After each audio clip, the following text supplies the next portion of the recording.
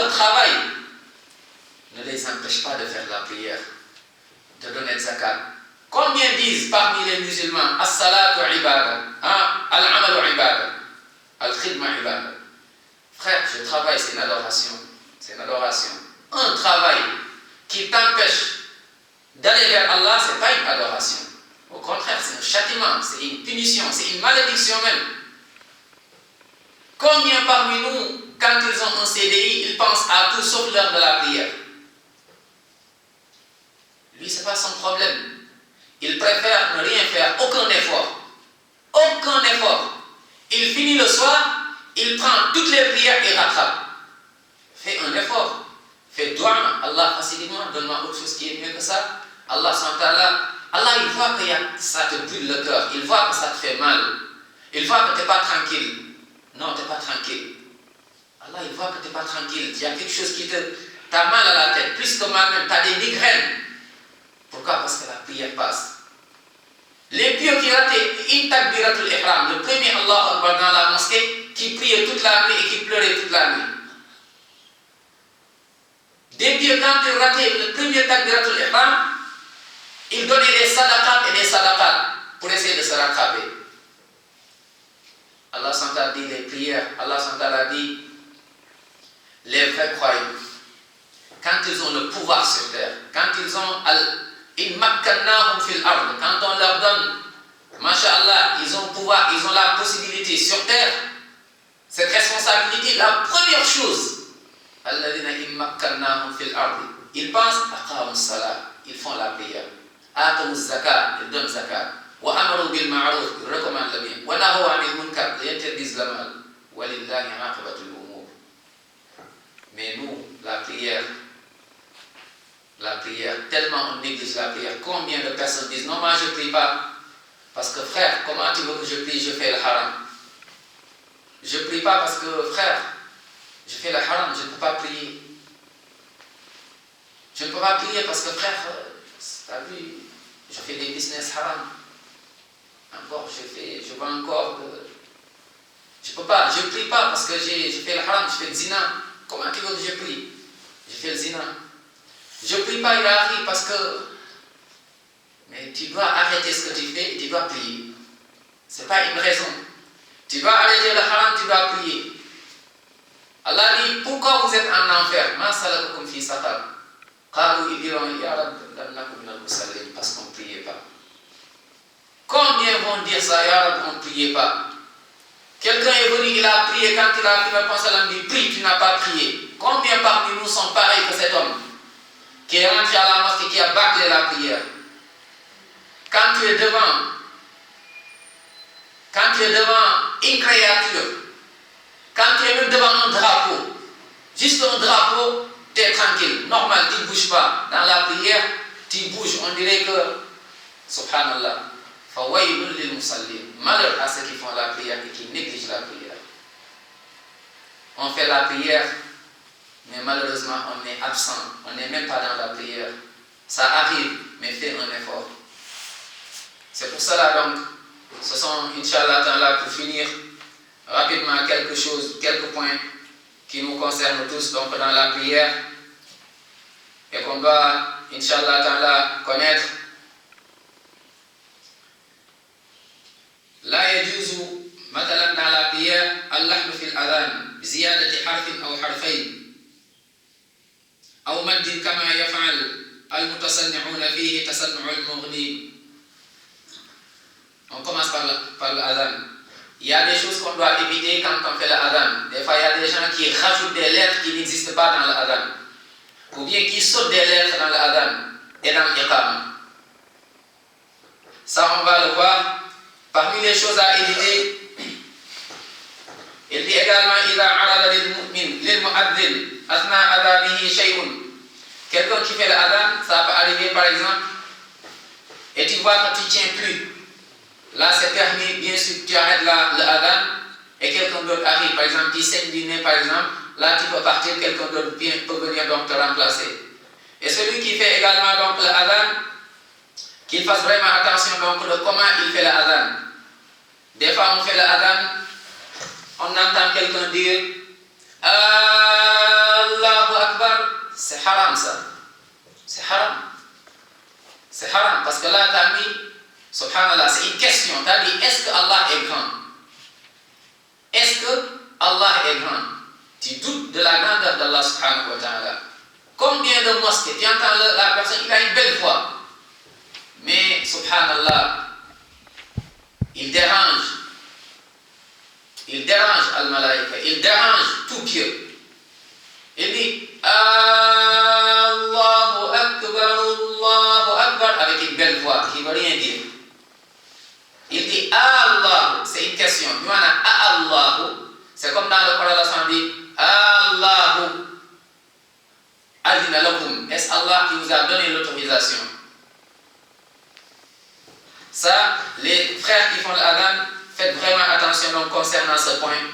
Quand on fait l'adhan, des fois même chez toi, tu fais l'adhan ou tu fais l'iqama, ne dis pas A, ne tire pas le premier A. Dis Allahu Akbar. Allahu Akbar, mais pas Allahu Akbar. Allahu Akbar. Tu répètes, est-ce que Allah il est grand? Est-ce que Allah il est grand? Subhanallah. C'est des paroles de kufr, des paroles de shirk, des paroles qui peuvent même te faire sortir de l'islam. Mais on ne dit pas que quelqu'un est sorti de l'islam comme ça, il y a des règles. Mais cette parole, c'est une parole de kufr. Le fait donc de douter de la grandeur d'Allah subhanahu wa ta'ala. Il faut faire attention pour ceux concernant ceux qui font l'adhan ou bien ceux qui font l'iqama. Parce que là, tu rajoutes, il y a l'istifham, tu commences à te poser les questions. Ou bien, d'autres disent Allahu Akbar, Allahu Akbar. C'est haram. Là encore, c'est pire. Je dirais, c'est interdit. Allah Akbar. Allah subhanahu wa ta'ala, tu le compares à une créature. Subhanallah. C'est le shirk. Une parole énorme. Tu le prends à la légère peut-être. Donc ceux qui font l'adhan, faites attention. Des fois, il y a des frères qui font l'adhan, ils sautent des lèvres. Allah ashadu, ashadu, ashhadu. D'autres disent asadu, le lion. Asadu an la ilaha illallah, le lion an la ilaha illallah, ça n'a rien à voir dans la prière. D'autres disent la ilaha illallah, la ilaha illallah. Ilah, c'est pas ilah. Ilah, c'est vers. C'est une direction. Adhabu ilah, je vais vers. Mais c'est la ilaha illallah. La ilaha illallah. Il faut vraiment faire attention. Des fois on fait l'adhan, on fait l'iqam, on ne se rend pas compte. Tu dis Allah, il ne faut pas être rapide. Doucement. Allah akbar, Allahu akbar. Ashhadu, ashhadu. An. La ilaha illallah. Ashhadu an la ilaha illallah. Et d'autres disent ashhadu anna la ilaha illallah. Ça ne se dit pas comme ça. C'est pas Allah akbar, Allahu akbar. Ashhadu anna la ilaha illallah. C'est grave. On doit vérifier. Avant même la prière, on néglige la prière parce qu'on fait mal l'adhan, on fait mal l'iqama. Ida uqimati salat. Quand on fait donc as-salat, quand on appelle à la prière, ou bien yajuzu al-mashi al-qalil fi salat li hajatin.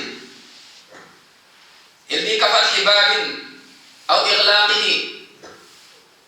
Des fois, ça peut arriver, quand il y a une nécessité, on peut faire une petite marche alors qu'on est en prière. Ça peut arriver quand il y a une nécessité, quelque chose qui est indispensable. Par exemple, tu pries, ton portable, tu l'as mis à côté de toi, devant, et ça commence à sonner. On est en boîte, subhanallah. Combien de portables, combien de sonneries, combien de musulmans qui ont leur sonnerie, la même musique qu'ils retrouvent donc en boîte de nuit. Et des fois, cette sonnerie sonne, fi baytillah. En boîte de nuit, la maison de Shaitan. Cette chanson est la voix dans la maison de Shaitan, il la ramène dans fi baytillah, dans la maison d'Allah subhanahu wa ta'ala. Et ça sonne en pleine prière. Même s'il n'y a pas de prière déjà, même en dehors de la mosquée. Ça peut arriver, on l'oublie. Mais quelqu'un qui a une sonnerie, malheureusement, subhanallah, haram qu'il essaie donc de l'enlever. Et même le Coran, faites attention. Ceux qui mettent la sonnerie du Coran et qui rentrent dans les toilettes avec. La dernière fois, j'ai appelé un frère, on rigolait même. Je dis assalamu alaikum là, il me dit, alors ouais, je ne peux pas répondre, je suis dans les toilettes. Je lui dis, mais tu t'es connecté ou quoi? Laisse ton portable un petit moment, vite fait, tellement il est connecté, subhanallah. Trop connecté, vous savez, c'est moins de communication, on fait la fitna dans notre... Il y a eu des frères, subhanallah, qui sont partis au divorce parce qu'ils sont trop connectés. Trop connectés. Et tu es connecté partout. Tu rentres toute la journée, tu rentres à la maison, le frère il est encore dans Facebook, il est encore donc dans ses... Masha'Allah. Il est avec sa famille, mais il est ailleurs. C'est bien. Shaitan, qu'est-ce qu'il fait? Il ne t'empêche pas de faire du bien, mais il te pousse vers l'excès. Alors, roulou, t'exagères. Subhanallah. Quelqu'un m'a dit, même dans son lit, quand il dort, quand il est au lit, il est à côté de son épouse, il est connecté, la nuit. Je dis, mais t'es sérieux? Il me dit, oui. Mais on est parti loin. On est parti vraiment loin. Faisons attention avec tout ce qui est Facebook, ces choses. WhatsApp, que tu sois imam, que tu sois, je suis le premier concerné. Subhanallah, nous tous, faisons attention. Des fois, on ne donne pas de l'importance à ce qui est plus important. C'est d'abord et avant tout, c'est ta famille. C'est ton épouse, ce sont tes enfants. Et après, Inch'Allah, tu vois le reste petit à petit et tu t'allonges. Mais on ne donne pas de l'importance à ces choses. Le frère te dit non, je fais la da'wah. Il est connecté avec 50 sœurs, il fait la da'wah. Masha'Allah. Comme me disait un frère à l'époque, subhanallah, même s'il rigolait, mais il me dit, j'ai envie donc d'enseigner, mais je vais enseigner que des sœurs. Pourquoi ce choix? Faisons attention. Quand ce que tu regardes, surtout avec les portables, il y a des gens, même s'ils ont 1000 femmes, ça ne suffit pas. Parce que, comme disait Ibn al-Qayyim dans son livre Ad-Da' wa Ad-Dawa, les péchés et la guérison. Achetez ce livre et lisez-le. Ad-Da' wa Ad-Dawa, péché et guérison. C'est un mashallah. Lui, déjà, il est dans tous ses, mashallah, dans ses écrits. Rahmatullah alayhi. Ad-Da' wa Ad-Dawa. Tu vas voir les péchés, comment ils ont fait, comment ils nous ont anéanti les péchés. Parmi les pires des péchés, ce sont les péchés aussi qu'on regarde. Le haram que tu regardes bouche ton cœur. Bouche le cœur. Tu as envie. Combien de fois on a envie même de pleurer? On a envie même de... On a envie. Le frère, tu vois, il a envie, il veut, mais il n'arrive pas. Parce qu'il y a quelque chose qui bloque. Des fois, on ne peut pas se lever pour faire le fajr. Parce qu'il y a, comme disait Hassan al-Basri, il dit parce que tes péchés t'ont enchaîné, ce sont les péchés. Combien de haram on regarde? On regarde le haram facilement. Et encore, même, le haram avant, tu es fatigué pour le voir. Mais maintenant, chez toi, ton portable, tu es connecté. Masha'Allah, tu es chez toi. On te ramène le haram à emporter chez toi. Faisons attention, ayyuhal ikhwa. Donc on va continuer les 10 minutes, Inch'Allah, on fait la adhan direct après on prie. Il dit, également toujours parmi ces choses, c'est permis يجوز للمصلي أن يقرأ أكثر من سورة بعد الفاتحة ولو كان ذلك في الفرض ويجوز له أن يكرر السورة نفسها في الركعتين. C'est permis de prier et de réciter dans beaucoup de sourates. Par exemple, je prie Allah, je récite Fatiha, après je récite une sourate et j'ajoute une autre sourate, si je veux une autre sourate, et c'est permis. Mais quand tu pries en groupe, quand tu diriges, on dit fais attention, donc ne gêne pas trop les gens, c'est-à-dire quand tu es seul, fais ce que tu veux, mais quand tu pries avec les gens, parce qu'il y a des malades, il y a des personnes âgées, il y a d'autres qui ont d'autres choses à faire, ou bien il y a des femmes qui sont avec leurs enfants, ou bien ainsi de suite. Donc, fais de sorte aussi que tu ne dépasses pas les limites tracées par Rasul sallallahu alayhi wa sallam. Il était tellement miséricordieux en pleine prière, il entend un enfant qui pleure, il a raccourci la prière le plus vite possible, sallallahu alayhi. Mais raccourcir la prière, quand je ne dis pas raccourcir, il a fait plus vite que d'habitude, mais il a respecté les ruku' et les sujud. Sallallahu alayhi wa sallam. Donc c'est possible, ou bien de répéter la même sourate dans la même avec dans la première rakan et la deuxième rakan. C'est possible. Par exemple, je prie, le prophète sallam l'a fait, prie et tu récites Fatiha, Iza zilzilatil ard. Et tu pries encore, tu récites Fatiha, Iza zilzilatil ard. C'est possible aussi. Ça aussi, c'est possible. Également, toujours,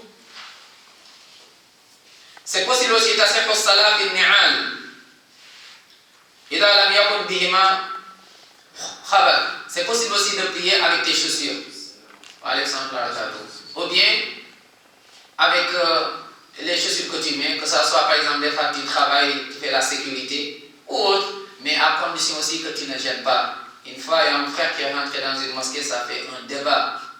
Et subhanallah, ils ont failli se battre. Je me rappelle, c'était au pays. Le frère, il rentre. Tu sais, des fois, quand tu es débutant et tu chemines, ça aussi, c'est avec l'expérience. Tu vas faire beaucoup de dégâts avant de comprendre beaucoup de choses.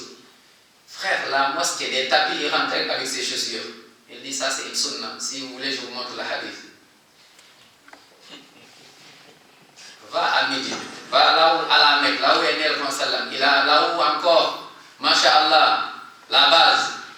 Tu vas là-bas, tu dis, ouais, tu vas dire que, ouais, est-ce qu'ils ont ignoré ce hadith? C'est un danger de lire un seul hadith et de vouloir donc en tirer une règle. Il rentre et les frères, c'est parti loin. Il est sincère dans ce qu'il voulait faire. Mais ça ne suffit pas la sincérité.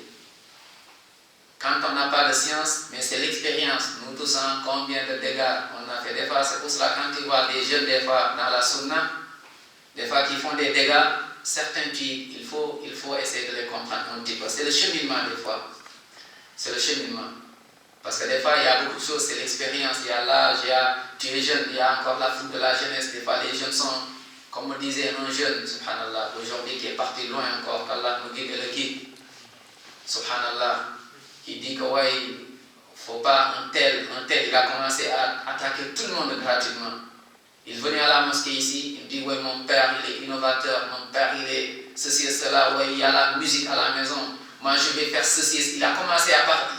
Je lui dis, c'est toi qui paye là-bas, c'est toi qui paye le loyer. Il me dit non. Je dis, c'est toi qui achètes à manger, le frigo, c'est toi qui le remplis. Il me dit non. Je dis, mais c'est toi qui. Il me dit non. Je dis, mais frère, pour le moment, tu n'arrives pas encore à donner. Ce que tu dis là, c'est bien, mais il y a des priorités d'abord. Je dis, essaye de pénétrer dans le cœur de tes parents. Comme ça, tu vas leur parler, mais autrement, mais pas avec cette manière. Même si c'est toi qui le faisais, ce n'est pas avec cette manière. À plus forte raison. Donc, il faut faire attention. C'est une sunna, des fois tu es en voyage, il faut vivre et faire revivre ces sunnas. Tu es en voyage, vous êtes arrêté quelque part, tu plais avec tes chaussures, ou bien même chez toi, ou bien un endroit où, alhamdoulilah, mais tu vérifies qu'il n'y a pas donc d'impureté donc, sous les chaussures. Et Inch'Allah, quand tu fais cette sunna, alhamdoulilah, il y a des sunnas, des fois les gens, on ne le fait pas. De temps en temps, c'est bien quand l'occasion se présente. Donc de faire ces sunan que malheureusement des fois les gens des fois ont oublié. Donc ça aussi c'est parmi les choses, masha'Allah. Il dit également, parmi les choses aussi à comprendre dans la prière, بعض الناس قد لا يحرك لسانه في جميع الصلاة عند قراءة الفاتحة مثلا في نفسه ولا يحرك لسانه أبدا حتى يركع وهذا خطر واضح. قال شيخ الإسلام تيمية رحمه الله يجب أن يحرك لسانه بالذكر الواجب في الصلاة من القراءة ونحوها مع القدرة ويستحب ذلك مع ذكر المستحب المشهور عن الشافعي وأحمد أن يكون بحيث يسمع نفسه إذا لم يكن هناك مانع. Des fois, des gens qui, par exemple, les prières d'Ohr ou Asr, il fait Allah Akbar, mais il récite dans sa tête.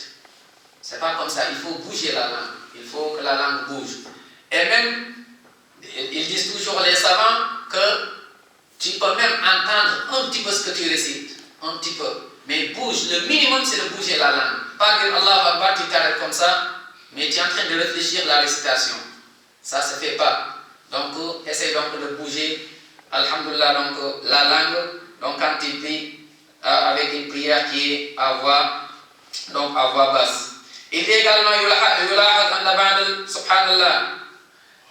Également, donc, il dit, بعض الناس يدخلون إلى المسجد ورائحة سبحان الله وعندهم رائحة الدخان. Des gens qui rentrent alors qu'ils, par exemple, un fumeur, il rentre dans la prière avec cette odeur.